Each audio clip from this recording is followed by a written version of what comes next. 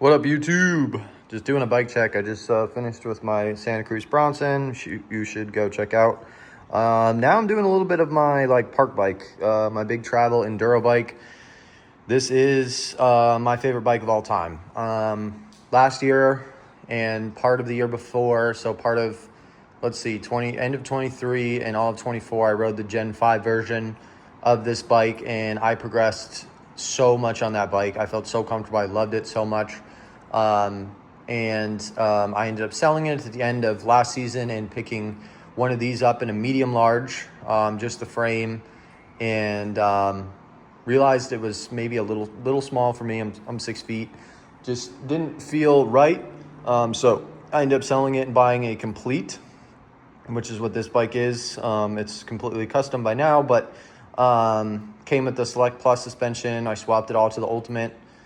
So I have a Zeb Ultimate 170 in the front. On this bike, you can go all the way to 190, which honestly I'm considering because I don't really trail ride this bike, and I'll get to that. But I pretty much ride it at the bike parks, and I was kind of on the fence with it. It is awful to pedal. It is so bad to pedal.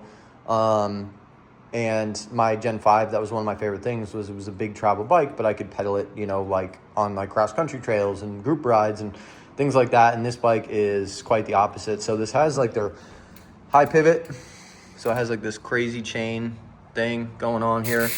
And I don't know, all the drag and stuff with all these extra pulleys. I don't know the science behind it, but it definitely works on the downhill stuff, but on the uphill, pedaling through all that stuff is a lot. So definitely wears me out. It feels like this bike weighs a ton, and it's not that heavy. Everything pretty much on this bike is carbon fiber and, things like that. But I mean, it's definitely not like a weight weenie of a bike, obviously. Beautiful green colorway here. Tried to pick it up. This bike does have the full custom ride wrap installed on it. Lots of red accents.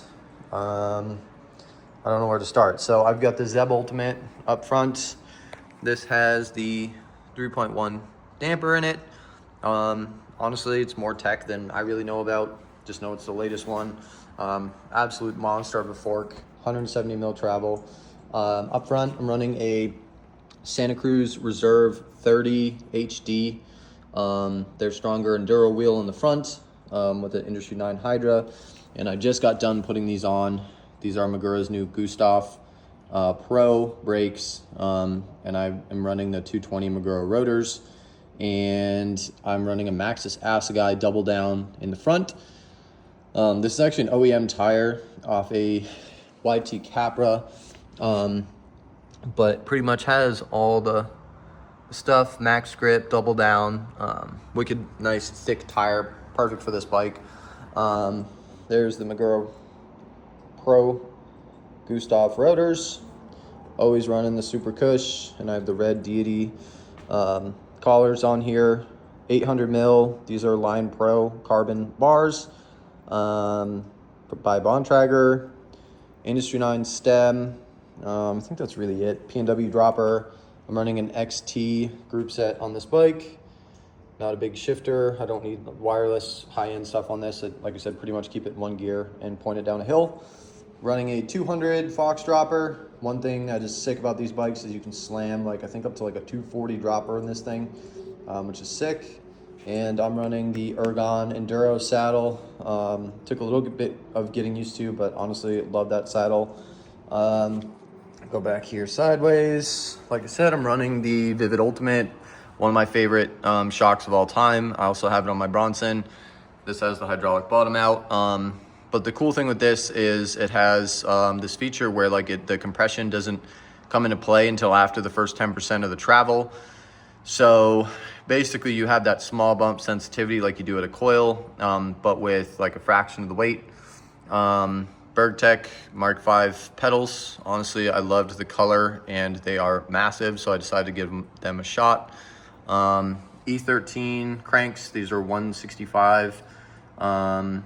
Just carbon cranks. They're wicked thick and heavy duty and seem pretty bomb proof. Down to the back, I'm running it mullet. I did try it as a full 29er and I do have a wheel for it, but I just did not like the 29. Back here, think this is a DHR2 double down. Yep. Yep, there's all that, same thing. This came off a Capra, wicked nice tire. XT derailleur, XT cassette, another red Industry 9 Hydra. I think that's pretty much it. Pretty simple. I have the frame storage on this, just like the, actually I don't remember if the Gen 5 did or not. Pretty sure, yeah, it did. Don't really keep anything in there unless I go riding. I put some food and usually like a liquid IV or something in there. But I mean, honestly, I was pretty torn with this bike until I took it to the bike park, and a lot of people are like, yeah, you know, it's really geared towards that. It's descending first, pedaling second, and it is the most confidence inspiring bike. I've had plenty of downhill bikes, and this has been the most you know, amazing downhill bike I've ever ridden, I guess. I mean, like I said, I want to try it at 190 up front, but I've never, I mean, I've used most of the travel, you can kind of see there. Same with the back, and I'm just running the Trek recommended settings. Basically, you can go on their website and put in your weight, and it'll tell you, you know, tire pressure and, you know, all that sort of stuff. Right now I'm 6 feet, about 200 pounds. So that's kind of what I put in. I think I put in 205 to factor in like riding gear, but absolute monster of a downhill bike. This is one bike that will just stay. I'll pretty much always have a Trek Slash, thanks to my Gen 5. And this is kind of just the bigger, more refined version of it. I just realized pretty quick, it is not a pedal bike. I take it to some local trails and literally push it up the hill. It's more like a hike-a-bike is what it is. So anyways, that's my 2026 Gen 6 Slash. Any questions, concerns, comments, leave them below, and I'll get back to you. Thanks.